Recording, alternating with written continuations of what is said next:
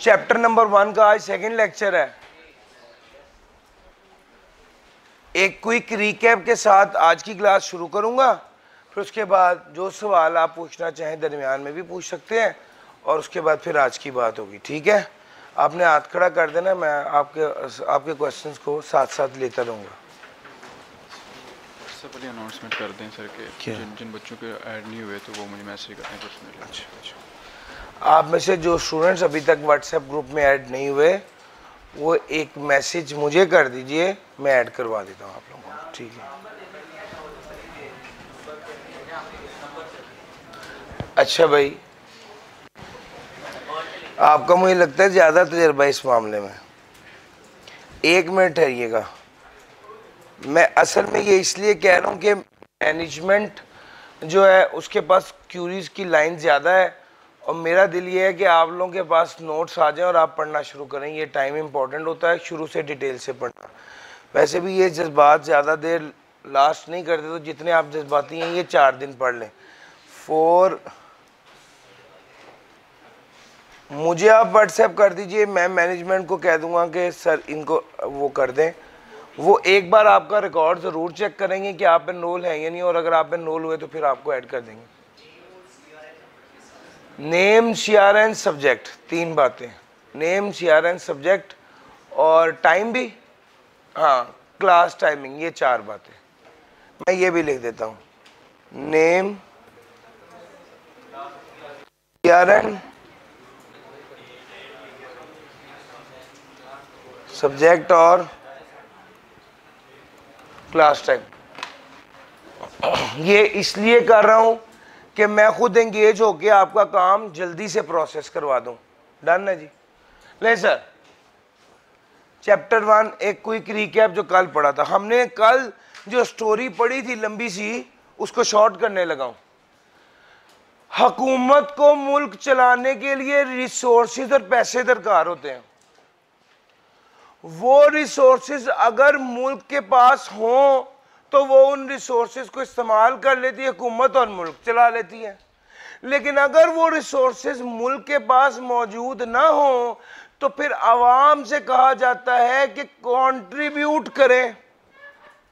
आवाम से कहा जाता है कंट्रीब्यूट करें, और जो कंट्रीब्यूशन आवाम करती है मुल्क को चलाने के लिए उसे टैक्स कहा जाता है। यस और no?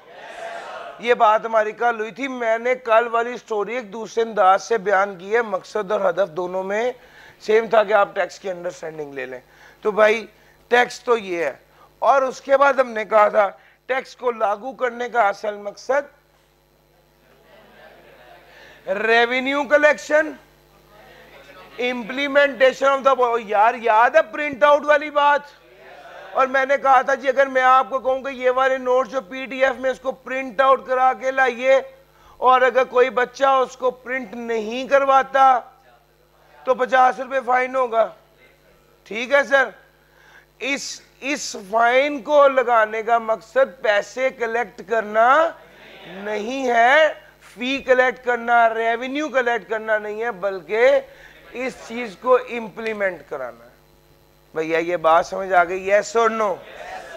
Sir fair distribution of wealth, fair distribution of wealth, और फेयर डिस्ट्रीब्यूशन ऑफ वेल्थ ये कहता है कि जनाब अमीर आदमी से ज्यादा टैक्स वसूल किया जाए और गरीब आदमी पर खर्च किया जाए।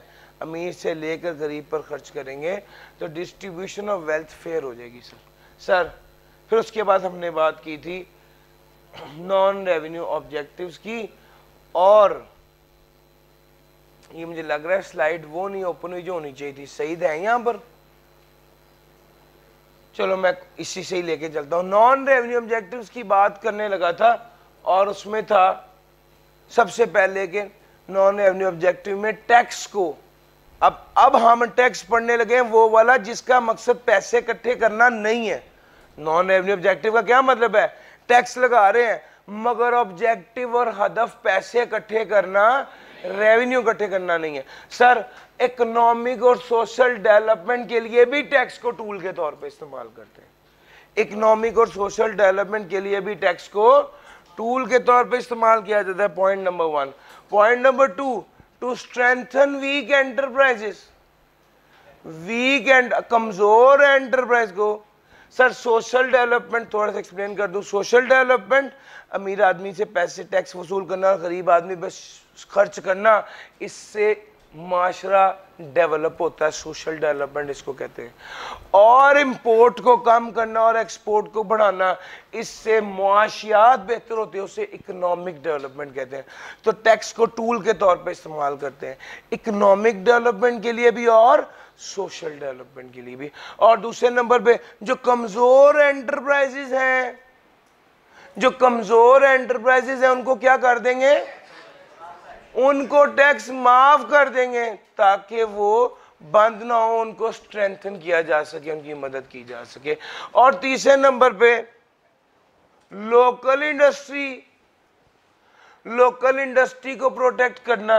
और हमने ये बात आपके साथ की थी कि भाई अब ये मार्कर या ये डस्टर जो है उसकी एग्जांपल दी थी कि भाई अपने मुल्क में महंगा बन रहा है, चाइना से सस्ता आ रहा है, लेकिन हम अपने मुल्क वाले को अपनी इंडस्ट्री को प्रमोट करेंगे और जो चाइना से मंगवा रहा है उस पर इतना ज्यादा टैक्स लगा देंगे कि वो डिस्करेज हो। ऐसा ही है ना सर, ये अपनी लोकल इंडस्ट्री को प्रोटेक्ट करना।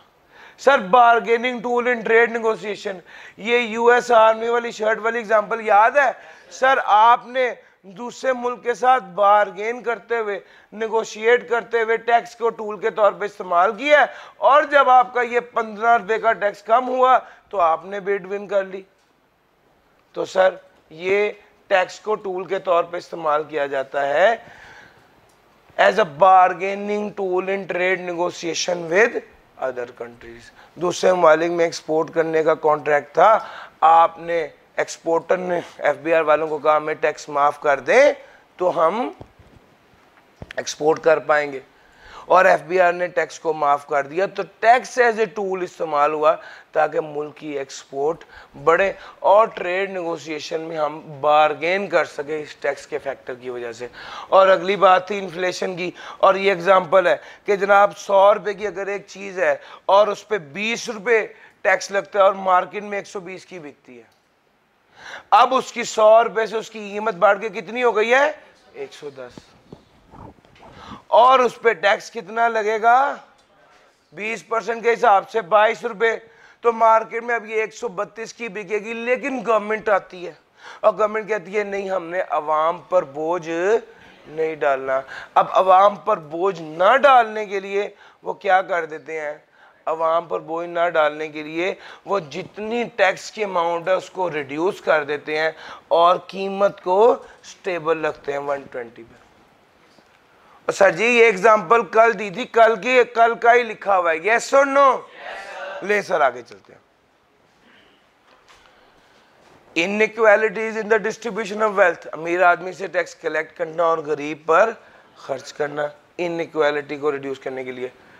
भाईजान आप प्लीज एक ये वाला एसी अगर बंद करवा दीजिए, ये फ्रंट वाला, पीछे वाला एक चला दीजिए, आगे वाला बंद करवा दीजिए। To reduce inequalities in the distribution of wealth, distribution of wealth में इनइक्वालिटी को रिड्यूस कैसे करेंगे? जब BMW लेने वाले से टैक्स लेंगे और ज्यादा टैक्स कलेक्ट करेंगे और खर्च कहाँ करेंगे? ऑरेंज ट्रेन के लिए, लोकल बसेस चलाने के लिए। Sir ji to promote science and invention, आपने साइंस इन्वेंशन करना है, फाइनेंस एजुकेशनल एक्टिविटीज है, maintain and improve efficiency of labour force की ट्रेनिंग पर कोई खर्चा करें, इन सारी चीज़ों पर टैक्स की रियायत मिल जाती है ताकि इन कामों को प्रमोट किया जा सके। प्राइस डिस्क्रिमिनेशन की एग्जांपल ये दी हुई है। प्राइस डिस्क्रिमिनेशन क्या होता था? Charging different prices in different market, यही था। इसका मतलब क्या हुआ? इसका मतलब ये हुआ कि अगर लाहौर है, लाहौर में एक चीज की कीमत 100 रुपए है और मुल्तान में उसी चीज की कीमत 110 रुपए है, तो हम क्या करेंगे? हम जो लाहौर में टैक्स 20 रुपए लग रहा है और 120 की बिक रही है, तो मुल्तान में टैक्स को कम कर देंगे ताकि मुल्तान में भी 120 की बिके। तो डिस्क्रिमिनेशन जो आ रही थी प्राइस में उसको खत्म कर दिया। प्राइस कितना फर्क पड़ गया इसी से। डिस्क्रिमिनेशन जो आ रही थी प्राइस में उसको क्या कर दिया है, उसको खत्म कर दिया। अब मुल्तान में भी 120 की है और लाहौर में भी 120 की है। और पता है प्राइस डिस्क्रिमिनेशन को खत्म कैसे किया गया है? टैक्स को एज ए टूल इस्तेमाल किया। सारा जोर तो टैक्स पे है, ऐसा है या नहीं? टैक्स को एज ए टूल इस्तेमाल किया। सर जी अनडिजायरेबल सेक्टर, वो पान, गुटखा, सिगरेट, इन सारी चीज़ों को डिस्करेज करते हैं। और डिस्करेज करने का आसान तरीका क्या है? टैक्स बढ़ा देते हैं फॉर डॉक्यूमेंटेशन ऑफ इकॉनमी। और इस पर कल लंबी चौड़ी बात हुई थी, जिसका क्रक्स आपको ये बताया था कि जनाब इकॉनमी जो है वो डॉक्यूमेंट होनी चाहिए। और अगर आपने कोई पैसे वसूल किए और उसको डॉक्यूमेंट नहीं कराया तो टैक्स वाले उसे इनकम ट्रीट करेंगे और उस पर टैक्स लगा देंगे। यानी आपने कैश में पैसे वसूल किए हैं, आपने अपने दोस्त से लोन लिया और वो कैश में लिया, सर आपको बैंकिंग चैनल के जरिए लेना चाहिए था। अब इस केस में वो जो लोन आपने लिया है, टैक्स वाले उसको इनकम ट्रीट करेंगे और उस पर टैक्स लगा देंगे।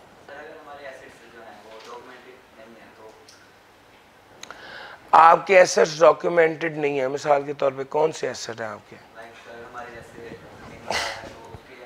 डॉक्यूमेंटेड होते हैं वो सर, गवर्नमेंट के पास उसका रिकॉर्ड होता है ना कि ये किसके एसेट है।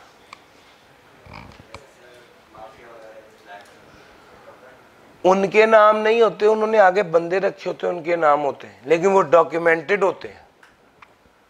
ठीक है, वो तो ये कह रहा है कि अगर आपने कहीं से कैश वसूल किया है और वो कैश आपको कैश वसूल नहीं करना चाहिए था, आपको उसको कहना चाहिए था मुझे बैंक के जरिए भेजो ताकि ये डॉक्यूमेंट हो। अगर आपने उससे कैश ही वसूल कर लिया तो उसे इनकम ट्रीट किया जाएगा। इसके बारे में चैप्टर 10 में ना डिटेल काफी है, वहां पर पढ़ेंगे। ठीक है, अभी करंटली जो आप बात कर रहे हैं, जाहिरी बात है जिस किसी के पास भी प्लॉट है, जमीन है, उसके किसी ना किसी के नाम तो होगी ना, तो डॉक्यूमेंट तो हुआ ना। वो नॉन कस्टम गाड़ियां जो होती हैं वो तो इलीगल है ना, इरेगुलर है उसकी तो, यानी मिसाल के तौर पे हम तो वो बात कर रहे हैं जो डॉक्यूमेंटेशन है, डॉक्यूमेंट होनी चाहिए। नॉन कस्टम पेड जो गाड़ियां होती हैं वो नॉर्मली जिस इलाके में चलती हैं वो तो वहाँ पर कंट्रोल उतना इफेक्टिव नहीं है।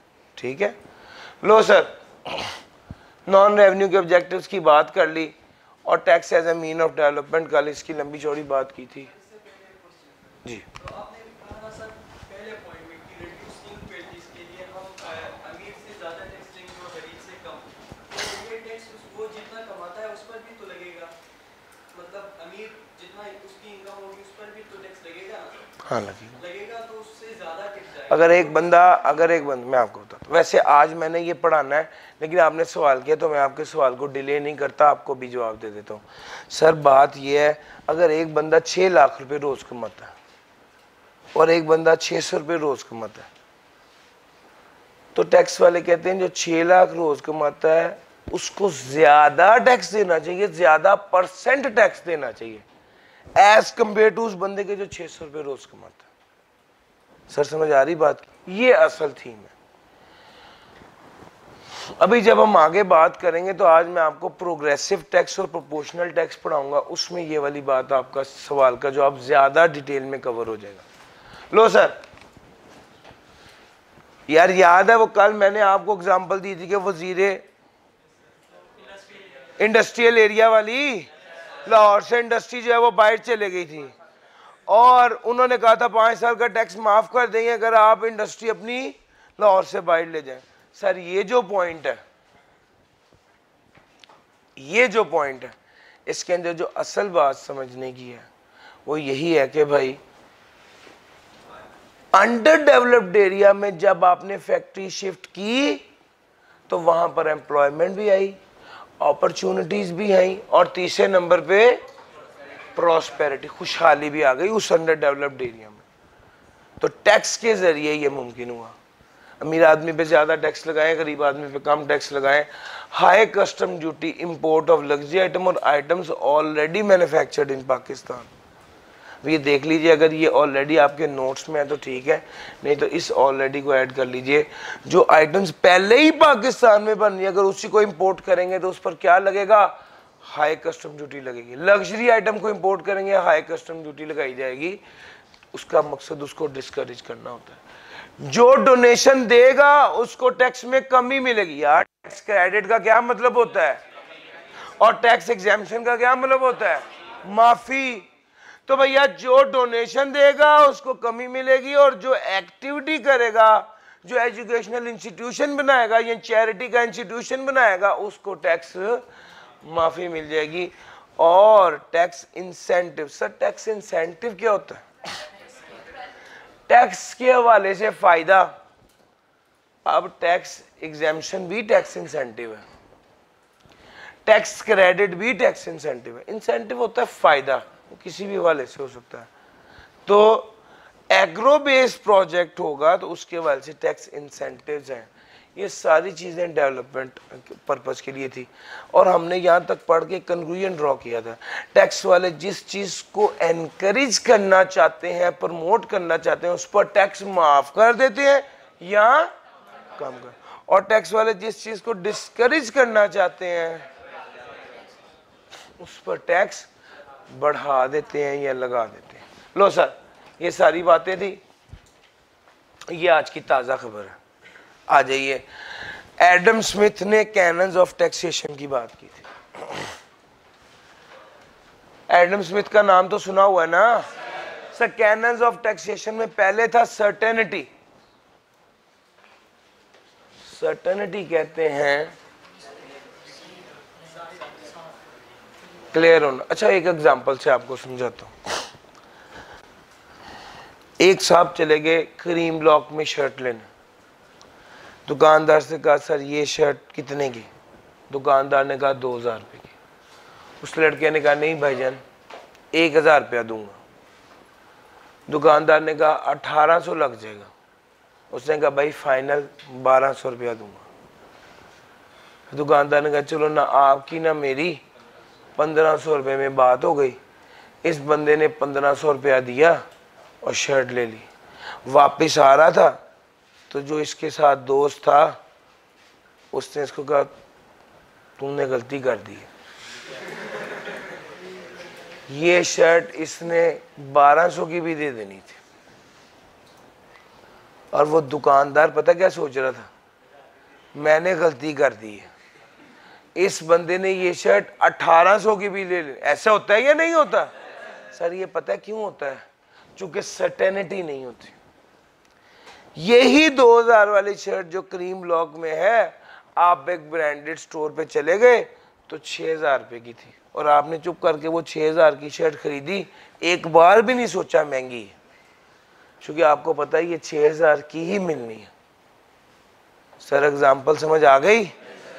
टैक्स लेने वाला और टैक्स देने वाला, they should be very clear and certain. मेरा टैक्स कितना बनता है और मैंने कितना अदा करना है। और टैक्स लेने वाले को भी बड़ा क्लियरली पता होना चाहिए कि मैंने टैक्स कितना वसूल करना है। और सर जी मेरी बात समझ आ रही है? सो ये वाला सीन नहीं है कि टैक्स देने वाला के भाईजान और दो 500 का टैक्स, और टैक्स देने वाला के यार 1000 की रियायत कर दो। ऐसी कोई ड्रामेबाजी। Tax should be very clear certain. आपको पता होना चाहिए आपका टैक्स बनता कितना। Case number 2, convenience of payment. Sir tax को पे करना, जिस तरीके से पे करना है और जब पे करना है, टाइम एंड मैनर। मैनर जिस तरीके से, टाइम जब पे करना है, जिस तरीके से पे करना है, वो कन्वीनियंट होना चाहिए, आसान होना चाहिए। इसका मतलब ये है कि आप जब टैक्स पे करने जा रहे हैं तो वो टैक्स पेयर के लिए उसमें आसानी होनी चाहिए। यानी अगर एक शुगर मिल है, शुगर मिल में गन्ना आता है, गन्ने से शुगर बनती है, शुगर बिकती है, तो ये शुगर मिल वाले जो हैं वो सारी सेल करके और सारा हिसाब करके सितंबर में फ्री होते हैं। तो टैक्स इनसे सितंबर के बाद वसूल करना चाहिए ताकि इनके पास पैसे आ गए, आसानी हो जाए ना, उनको टैक्स देना आसान हो। किसी आम बंदे के लिए गोशवारे जमा कराने की आखिरी तारीख क्या होती है पता है? 30 सितंबर। गोशवारे अक्सर खबरों में देखते हैं। गोशवारे क्या होता है? रिटर्न बोलते हैं, आगे पढ़ाऊंगा। मैंने कहा अगर सुना हुआ है तो ठीक, नहीं सुना हुआ तो कोई बात नहीं, कोई बात नहीं। सर कहाँ पे सुना था? कमर्शियल में? अच्छा चलो कोई बात नहीं, मुझसे सुना, बहुत अच्छा किया आपने। सर देखिएगा, आपने एफबीआर को हिसाब तो देना है ना कि मैंने कितने पैसे कमाए, उस पर कितना टैक्स बनता है। ये हिसाब आपने कब देना है? उस टाइम पर एफबीआर वाले कहते हैं हिसाब दो जिस टाइम पर आपको सहूलत हो। टैक्स वाले आपको 3 माह का टाइम देते हैं कि अपनी इनकम को आराम से कैलकुलेट कर लो, पैसे इकट्ठे कर लो। जब साल की वर्किंग 30 जून को आपका साल मुकम्मल हुआ है, जुलाई अगस्त और 30 सितंबर तक अपना टैक्स जमा करा देना। आपने देखा कितनी कन्वीनियंस हो गई है, टाइम में भी और मैनर में भी। और अब तो कमाल हो गया सर, ऑनलाइन सिस्टम आने के बाद घर बैठे बैठे ही एफबीआर के पोर्टल पे जाएं, अपना CNIC डालें, अपनी इनकम की डिटेल डालें, आपका टैक्स बन जाएगा। डेबिट कार्ड की एंट्री करें, उसमें से टैक्स कट जाएगा। घर बैठे बैठे ही टैक्स जमा हो गया। सर जी बात समझ में आ रही है? ये कन्वीनियंस है सर। जी भाई, टैक्स में कुछ आप भाई ने सवाल ठीक किया कि अगर नहीं आसान है फिर 80 कितने जावांगे। सर टैक्स में कुछ ऐसी चीजें हैं जहां पे कंसल्टेंसी की जरूरत पड़ती है। कोई बात नहीं, साइलेंट कर दीजिए भाई। कंसल्टेंसी की जरूरत पड़ती है तो वो वहां पर आपको कंसल्ट कर लेंगे। और हम आप लोगों को किसी ऐसे बंदे के लिए थोड़ी तैयार करें जिसका 1800 रुपये टैक्स बनना है। हम तो आप लोगों को तैयार कर रहे हैं उस इदारे के लिए, उस कंपनी के लिए जिसका 18 करोड़ का टैक्स बनना है। जिसका 18 करोड़ का टैक्स बनना है उसने ही आपको 18 लाख सैलरी देनी है। क्या ख्याल है सर? तो ये बात, मकसद बात करने की ये है कि टैक्स को जमा कराना आसानी कर दी गई। लो sir, tax should be collected at time and a manner convenience. Adam Smith ने कहा था कि टैक्स का निज़ाम ऐसा होना चाहिए कि टैक्स की पेमेंट करना आसान हो, कन्वीनियंट हो। आगे चलते हैं इक्वालिटी, कहते हैं टैक्स का कानून सबके लिए एक जैसा होना चाहिए। इसका मतलब ये कि अगर मैं टीचिंग करता हूँ और मेरी सैलरी पे टैक्स करता है और मेरा भाई एग्रीकल्चर का काम करता है और उसकी इनकम पे टैक्स नहीं लगता, तो मैं अगर एग्रीकल्चर का काम शुरू कर दूंगा तो मेरी इनकम पे टैक्स नहीं लगेगा, और मेरा भाई अगर लेक्चर देने लग जाएगा तो उसकी इनकम पे टैक्स लगेगा। असूल सबके लिए एक जैसे। सर इकोनॉमी ऑफ कलेक्शन, वो मेरा एक दोस्त है, उससे मैंने 5000 रुपये लेने थे। वो कसूर रहता है, मैंने उसे फ़ोन किया, मैं कहा यार मुझे 5000 रुपये तो भाई दे दे। कहते आके ले ले। अब वो कसूर है, अगर यहाँ से मैं गाड़ी कसूर लेके जाऊँ तो 6000 का फ्यूल लग जाएगा। तो सर मैं तो कभी भी नहीं जाऊँगा। सर टैक्स सर जी, और 100 तरीके हैं, जिसने देने हो उसके पास बहुत तरीके हैं, जिसने ना देने हो वो ये बात करते कि भाई आके ले लो। मकसद बात करने की ये है कि यार टैक्स को कलेक्ट करना, अब एग्जांपल निकल गई असल बात, टैक्स को कलेक्ट करना इतना महंगा ना हो कि टैक्स की कलेक्शन ही डिस्करेज हो जाए। आप टैक्स को कलेक्ट ही ना करेंगे, टैक्स की कलेक्शन ही इतनी महंगी है। इकोनॉमी ऑफ कलेक्शन का मतलब है कि टैक्स को कलेक्ट करना एक्सपेंसिव ना हो। या दूसरे नंबर पर उसने अहम बात ये कही कि बिजनेस डिस्करेज नहीं होना चाहिए। यानी अगर आपकी बिजनेस शुरू किया है और बिजनेस पे इतना ज़्यादा टैक्स है कि बिजनेस ही डिस्करेज हो जाता है और लोग कारोबार छोड़ के नौकरी करना प्रेफर करते हैं, तो सर ये नहीं होना चाहिए। इकोनॉमी ऑफ कलेक्शन का ये मतलब है sir basics of taxation laws. जल्दी से एक बार पढ़ लें फिर हम आगे चलते हैं।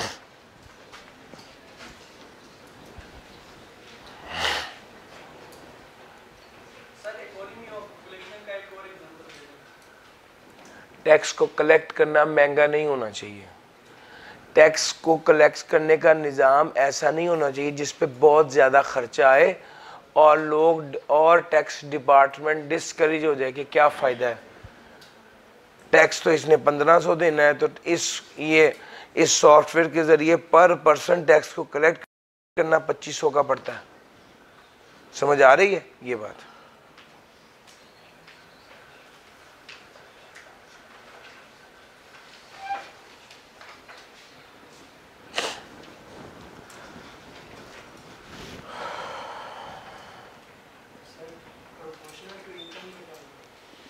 अभी बताया लगा, इससे अगला टॉपिक वही है।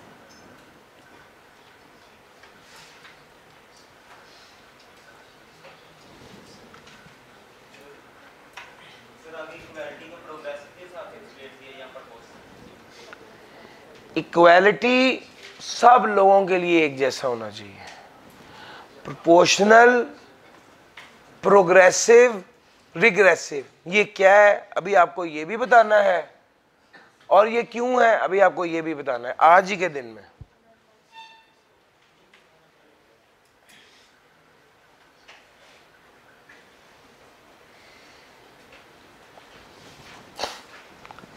चलें आगे भाई। सर 3 बातें। Sir principle of levy of tax. Sir पहली तो बात है कि लेवी का क्या मतलब है? लागू करना, इम्पोज। लेवी का लफ्ज जहां पर आता है ना, उसका मतलब होता है आपकी चॉइस नहीं है, आपको ये अदा करना ही पड़ेगा। लागू किया गया है। आप जब जा रहे होते हैं रास्ते में टूल प्लाजे आ जाता है, वो टोल टैक्स आपसे कलेक्ट करना होता है, तो आपकी मर्जी नहीं होती, आप ये नहीं उसे कह सकते कि अल्लाह भला करे, आपको उसको पैसे देने ही पड़ेंगे। सर ये होता है इम्पोज करना। अब कोई आपसे मांग रहा हो तो आप उसे कुछ भी कह सकते हैं, मेरे तो हालात आप भी पतले हैं यार, बस आप ठीक हो गया। लो सर, अच्छा लागू करना है टैक्स को, उसके असूल हैं। पहला वो कहते हैं बेनिफिट प्रिंसिपल। बेनिफिट प्रिंसिपल ये कहता है कि जो जितना फायदा गवर्नमेंट से उठाता है उसको उतना ज्यादा टैक्स जमा कराना चाहिए। जो जितना फायदा गवर्नमेंट से उठाता है उसको उतना ज्यादा टैक्स जमा करवाना पड़ेगा। वो कहता है in proportion to the benefit they receive from the government, से जितना फायदा उठा रहे हैं उसको उतना ज्यादा टैक्स जमा करवाना पड़ेगा। सर एबिलिटी टू पे प्रिंसिपल, वो कहते हैं जिसकी जितनी हैसियत है उसको उतना ज्यादा टैक्स जमा कराना चाहिए।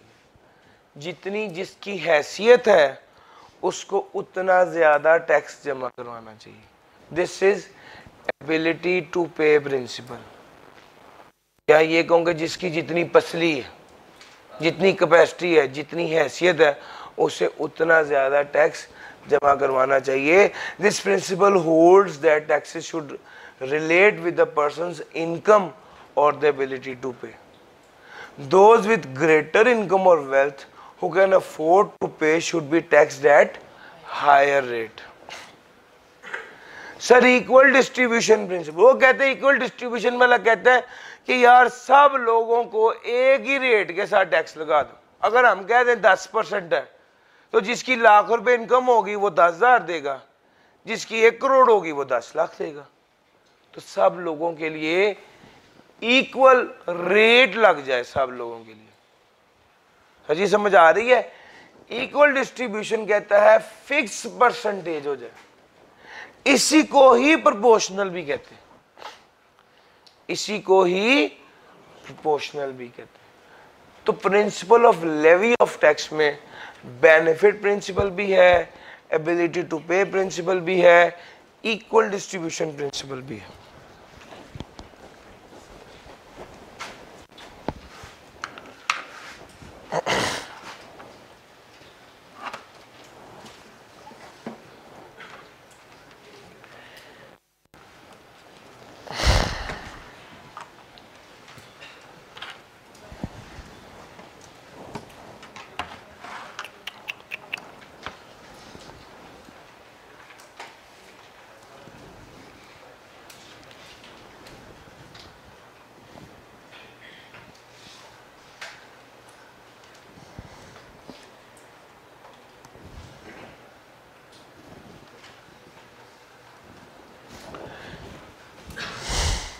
सर जी मेरे साथ रहिएगा, मैं आपको काइंड्स ऑफ टैक्सेशन पढ़ाने लगा।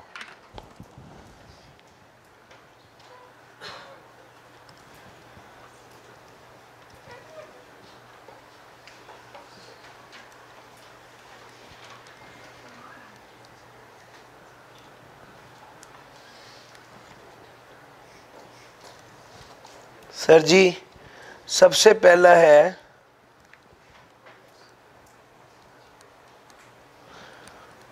प्रोपोर्शनल या फ्लैट टैक्सेशन। मैं आपको पहले इसकी थीम बताने लगा हूं, वो समझ आ गई तो बस गेम ओवर है, फिर उसके बाद आपके लिए मुश्किल नहीं रहेगी। सर जी इनकम ज्यादा तो टैक्स ज्यादा, लेकिन असल बात अभी रहती है sir tax rate fix, income ज्यादा टैक्स ज्यादा, टैक्स रेट फिक्स। मिसाल लीजिए सर एक तरफ इनकम है 1,00,000, इस पर टैक्स लग रहा है 10% के हिसाब से कितना 10,000, और एक तरफ इनकम है 1,000,000, इस पर टैक्स लग रहा है 10% के हिसाब से 1,00,000। गौर कीजिएगा इनकम बढ़ रही है, टैक्स बढ़ रहा है, tax rate fix. This is flat proportional taxation, और इसी को ही इक्वल डिस्ट्रीब्यूशन प्रिंसिपल भी यही है असल में, इक्वल डिस्ट्रीब्यूशन प्रिंसिपल भी यही है।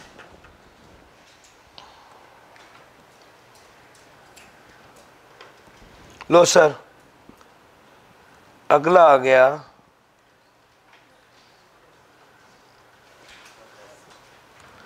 Progressive tax.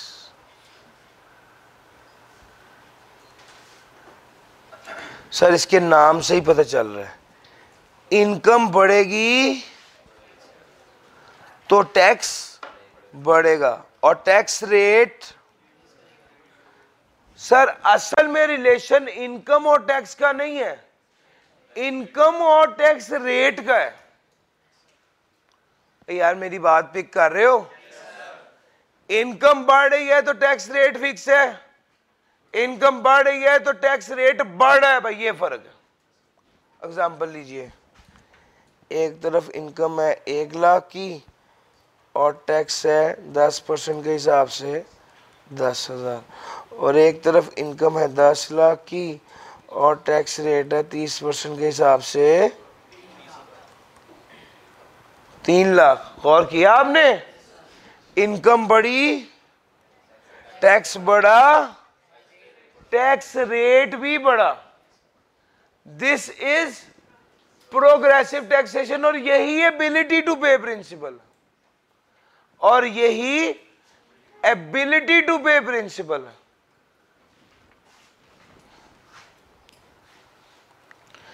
कलर जरा चेंज कर लूं, यही छोटी छोटी खुशियां होती हैं सर। ले सर तीसरा आ गया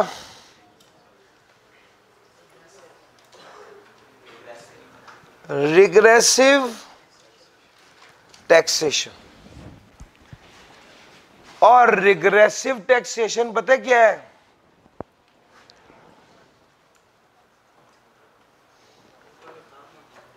इनकम बढ़ी,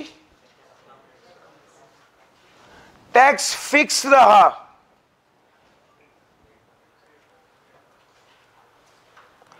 टैक्स रेट कम हो गया। सर इसको समझने का तरीका पिछले दो जैसा नहीं है, इसको और तरीके से समझिए। कुछ टैक्स ऐसे होते हैं जिसमें वैल्यू फिक्स होती है। मिसाल लीजिए, आपको कहा गया आपने टैक्स 10,000 रुपए देना है हर बंदे ने। अब जिसकी इनकम है 1,00,000 उसके लिए कितने परसेंट है? 10%। और जिसकी इनकम है 10,00,000 उसके लिए कितने परसेंट है? 1%। यार ये जब आप सारा बना लेते हैं तो फिर आप इसको डिफाइन करते हैं। इनकम बढ़ी तो टैक्स फिक्स रहा, लेकिन टैक्स रेट क्या हो गया? यार मेरी बात पिक कर रहे हो? ये सर काइंड्स ऑफ टैक्सेशन में प्रोपोर्शनल, प्रोग्रेसिव और रिग्रेसिव। अब मेरी एक बात ध्यान से समझना, एक बंदा है जो डाइटिंग करना चाहता है, अपना वजन कम करना चाहता है, उसको उसका एक दोस्त मशवरा देता है कि तुम बोतल और फ्राइड चीजें खानी छोड़ दो, तुम्हारा वजन कम हो जाएगा। एक दोस्त मशवरा देता है तुम रोजे रखने लग जाओ, तुम्हारा वजन कम हो जाएगा। एक दोस्त मशवरा देता है कि तुम फल फ्रूट खाओ और बाकी चीजें छोड़ दो, तुम्हारा वजन कम हो जाएगा। एक दोस्त मशवरा देता है तुम वॉक करो, तुम्हारा वजन कम हो जाएगा। एक दोस्त मशवरा देता है तुम जिम जाओ, तुम्हारा वजन कम हो जाएगा। सर जी ये सारी बातें ठीक है, लेकिन अगर हार्ट पेशेंट है और उसको आप कहेंगे तेज दौड़ो, तुम्हारा वजन कम हो जाएगा। रूह का वजन कम हो जाएगा। सर एक पॉइंट समझिएगा, मशवरे सारे ठीक हैं, मुख्तलिफ मौक़ों पर मुख्तलिफ लोगों के लिए मुख्तलिफ मशवरे होते हैं। ओवरऑल बातें सारी ठीक है, पर अब सर अगर आप एग्जाम्पल जो पिच किया है वो समझ गए तो मैं इधर आऊंगा। सर समझ गए एग्जाम्पल? सर जी रूल्स होते हैं, मुख्तलिफ लोगों के लिए मुख्तलिफ वक्त में वो एप्लीकेबल होते हैं।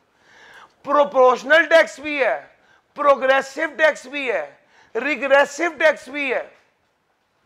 कंपनीज के केस में प्रोपोर्शनल टैक्स लगता है, हर कंपनी में 29% टैक्स है, इनकम जितनी भी हो।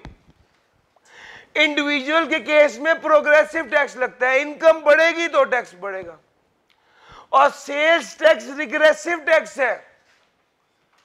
सर जो बंदा भिखारी है वो भी जब नेस्ले का जूस पिएगा तो 15 रुपए टैक्स देगा, और वो बंदा जो रोज का 10 लाख कमाता है वो भी जब नेस्ले का जूस पिएगा तो 10 रुपए टैक्स देगा।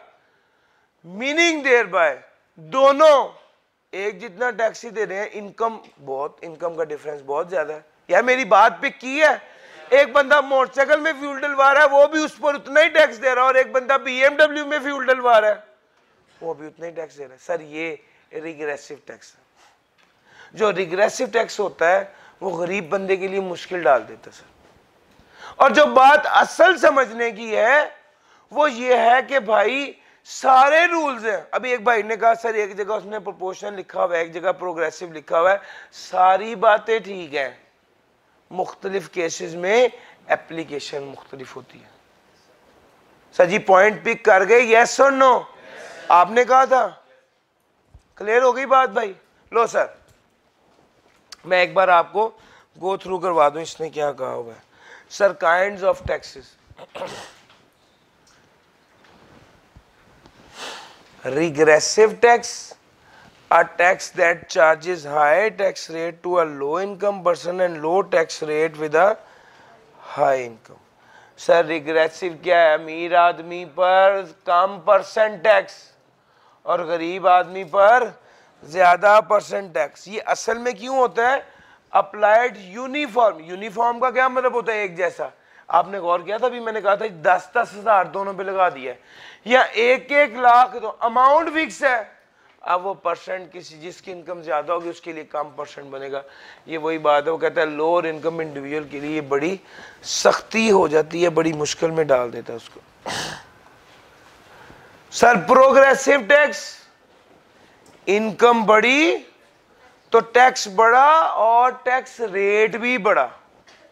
High tax rate to high income earners and low tax rate to low income. In other words, the more one earns, the more tax he would have to pay. जी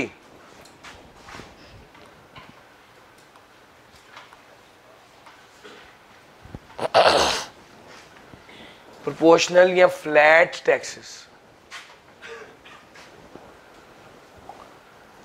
वो कहता है same percentage है हर तरह की earning वाले बंदे के लिए।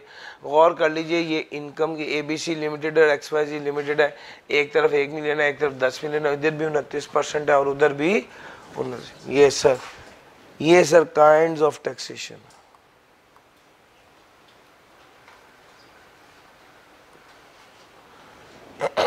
सर अगला पॉइंट आ गया आपके पास, characteristics of tax laws. Sir tax का कानून कैसा होना चाहिए, टैक्स का निज़ाम कैसा होना चाहिए, इस पर डिस्कस करने लगे हम। वो कहते हैं tax is an enforced contribution not voluntary in nature. Sir enforced contribution समझते हैं क्या होता है? लागू की गई है। एक बंदा मस्जिद में नमाज पढ़ने जा रहा होता है, नमाज पढ़ के फारिग होता है तो देखता है कि वो दूर से एक साहब आ रहे हैं टोकरी लेके उसकी तरफ। जैसे ही वो उन्हें देखता है फ़ौरन 2 रकत नफल शुरू कर देता है कि ये मेरी तो टोकरी लेके आके कुछ डोनेट करें। अच्छा वो बंदा क्या ज़बरदस्ती इससे पैसे निकलवा सकता है? नहीं निकलवा सकता। वो ना नहीं था तो भी नहीं निकलवा सकता था। बस ज़रा वो आई कॉन्टैक्ट से बचते हैं ना लोग, ध्यान से नमाज पढ़ने लग जाते हैं। अच्छा ज़रा देखिएगा दूसरे नंबर पे, अगर आपको टैक्स का नोटिस आ जाए और आप नोटिस देखे बगैर सारी रात नमाजें पढ़ते नहीं तो क्या मसला हल हो जाएगा? सर वो वॉलेंट्री था, उसकी खैर है। ये जो नेचर है टैक्स की ये एनफोर्स्ड। सर आपको नोटिस आ गया, आपको टैक्स अदा करना पड़ेगा। जो बंदा टैक्स अदा नहीं करता वो कानून की नज़र में मुजरिम है, उसने जुर्म किया।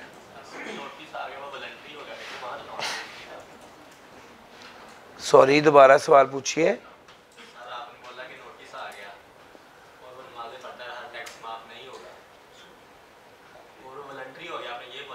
नहीं आपको सुनने में होगा, मैं दोबारा बोल देता हूँ। जब नोटिस आया है तो अब सारी रात भी नमाजें पढ़ता रहे तो उसे टैक्स माफ नहीं होगा, क्योंकि वो वॉलेंट्री नेचर नहीं है बल्कि एनफोर्स्ड।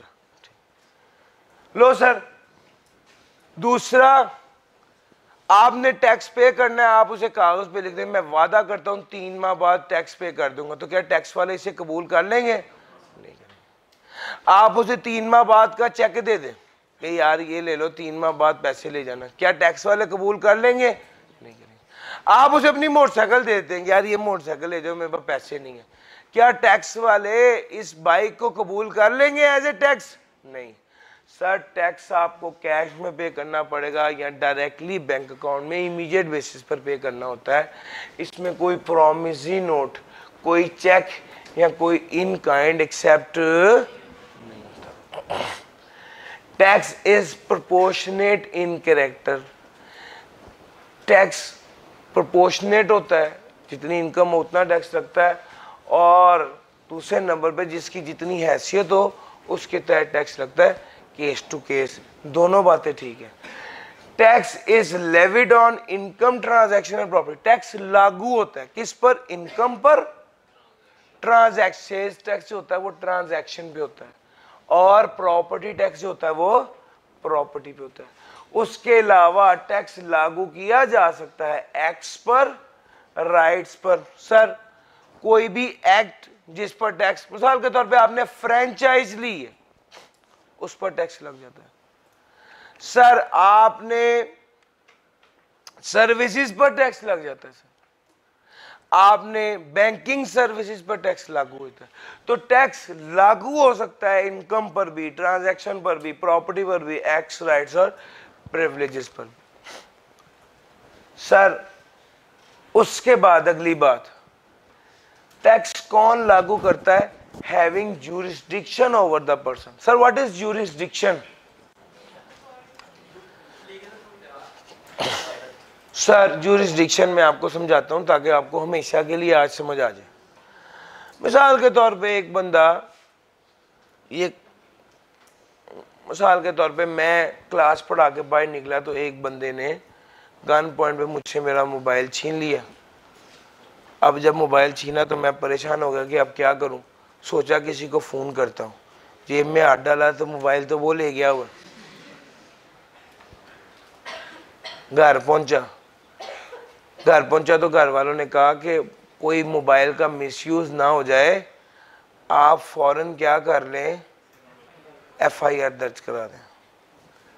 मैं जब वहाँ पे पुलिस स्टेशन गया FIR दर्ज कराने तो उसने मुझसे कहा कि ये वकुआ कहाँ पेश आया। मैंने कहा ये वकुआ गार्डन टाउन में पेश आया। उसने कहा कि वो गार्डन टाउन हमारी हदूद में नहीं है, वो गार्डन टाउन हमारी ज्यूरिस्डिक्शन में नहीं। आप गार्डन टाउन के थाने पर जाके FIR दर्ज कराएं। यार ज्यूरिस्डिक्शन का मतलब समझ आया है? उसकी हदूद में नहीं है, उस थाने की। अक्सर आपको भी जाते हुए गौर करें तो लिखा होता है थाने की हदूद, फलां थाने की हदूद यहां तक है, यानी उस थाने की हदूद में वो नहीं होता। मकसद बात करने का ये है कि ज्यूरिस्डिक्शन का मतलब होता है एरिया ऑफ अथॉरिटी। आपको पता है प्रॉपर्टी टैक्स सूबा लगाता है और इनकम टैक्स फेडरेशन लगाती है, विफाक लगाती है।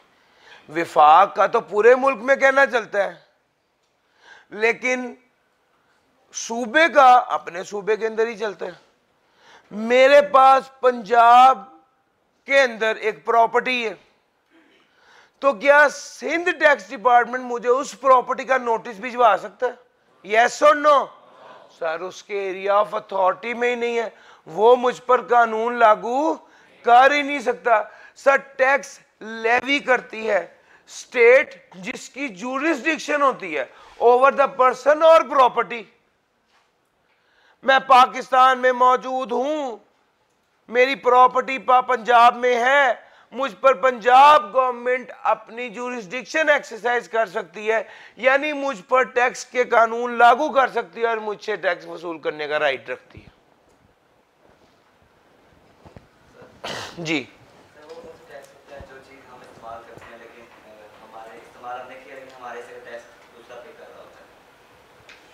आप बताएं, आपने सवाल पूछा है। सर सवाल दोबारा पूछिए।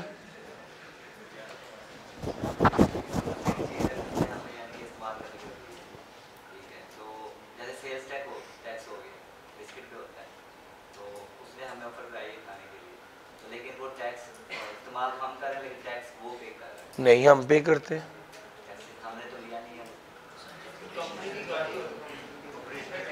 उसने आपको बिस्किट खाने के लिए दिया है या आपने उससे बिस्किट मांगा कि भाई थोड़ा बिस्किट दे दो? आपने वो बिस्किट खा लिया लेकिन टैक्स उसने पे किया, आप ये कह रहे हैं। तो उसने, अच्छा बेनिफिट आप डिराइव कर रहे हैं, असल में बेनिफिट वो डिराइव कर रहे हैं, खरीदा उसने। ये सेल्स टैक्स ट्रांजैक्शन पे होता है, ये सेल्स टैक्स ट्रांजैक्शन पे होता है। जो ट्रांजैक्शन करेगा वो टैक्स देगा, ठीक है। खरीदा उसने, ट्रांजैक्शन उसने की है। आपने तो देखा इस तरह है कि उसने कहा कि यार ये लो तुम खा लो। सब बात समझ में आ रही है? मतलब बात करने की ये है कि जो बंदा ट्रांजैक्शन करेगा टैक्स उस पर लगेगा, इनकम टैक्स।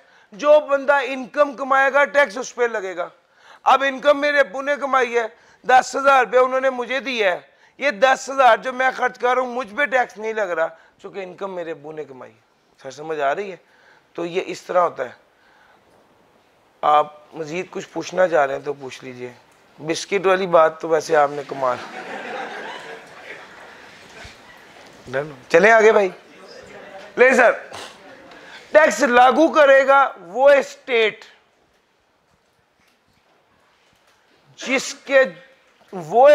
जिसके एरिया ऑफ अथॉरिटी में, जिसकी ज्यूरिस्डिक्शन में आप आ रहे हैं। सर जी मेरी बात समझ आ रही है?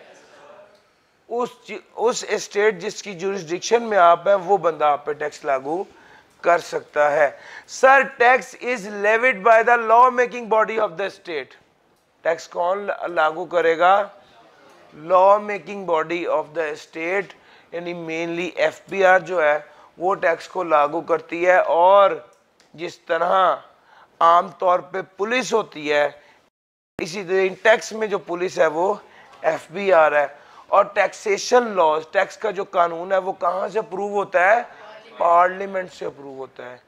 टैक्स का कानून पार्लियामेंट से अप्रूव होता है।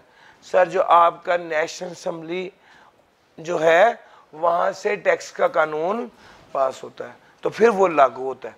Tax is levied for public purpose. Tax जो है वो, ये जो टैक्स इकट्ठा करते हैं इसको कहाँ इस्तेमाल होना चाहिए? मेनली ये 4 जगहों पर इस्तेमाल होता है।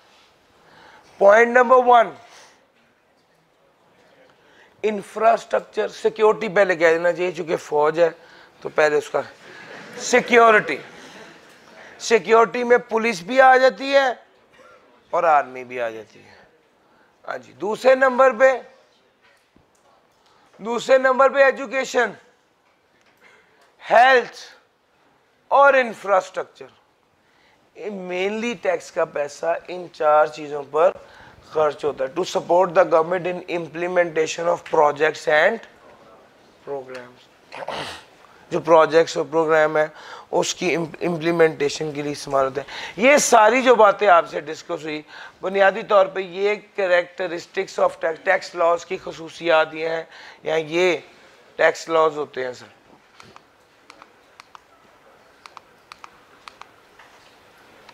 ले सर, ये वाली बात फिर कल से शुरू करूंगा। कोई सवाल पूछना चाह रहे हैं तो पूछ लीजिए। आज मैंने आपको पढ़ाना इतना ही, अब आपके सवालों के लिए मैं खड़ा हूं।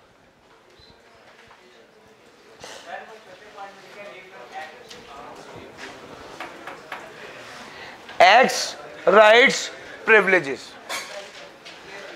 सर एक्ट्स, राइट्स और प्रिविलेजेस, सर मिसाल के तौर पे अगर SBI वाले हैं और ये एक इदारे को अपनी फ्रेंचाइज दे देते हैं इस्लामाबाद में, तो ये राइट है जो उन्होंने इस्लामाबाद में एक बंदे को दिया है कि वो इस नाम को इस्तेमाल कर सके।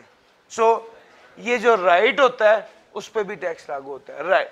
सर मेरी किताब है, मैंने एक पब्लिशर को राइट दिया हुआ है कि तुम ये किताब छापो, उसको कॉपीराइट कहते हैं, उस पर भी टैक्स लगता है। Patents, yes. तो ये उस तनाजुर में है कि टैक्स किस किस पर लग सकता है। ठीक हो गया भाई? एक्ट से मुराद है कोई भी, और ये एक्ट से मुराद जनरली कोई भी काम जिसको वो कहे, लॉ कहे कि यार इस पर टैक्स लगना चाहिए किसी काम पर। सर्विस की बात मैंने की थी। सर्विस है, आप अकाउंट खुलवाने जाते हैं तो अकाउंट खोलने के चार्जेस हैं 750 रुपये, और उस पर 15% FED लग जाती है, फेडरल एक्साइज ड्यूटी लग जाती है।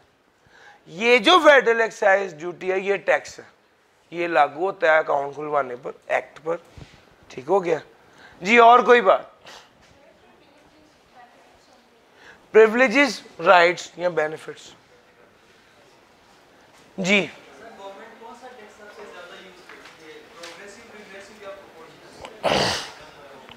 अभी आगे कल हमने एक बात करना है, डायरेक्ट और इनडायरेक्ट टैक्स। अगर आप ये वाली बात पूछते तो मैं कहता है इनडायरेक्ट।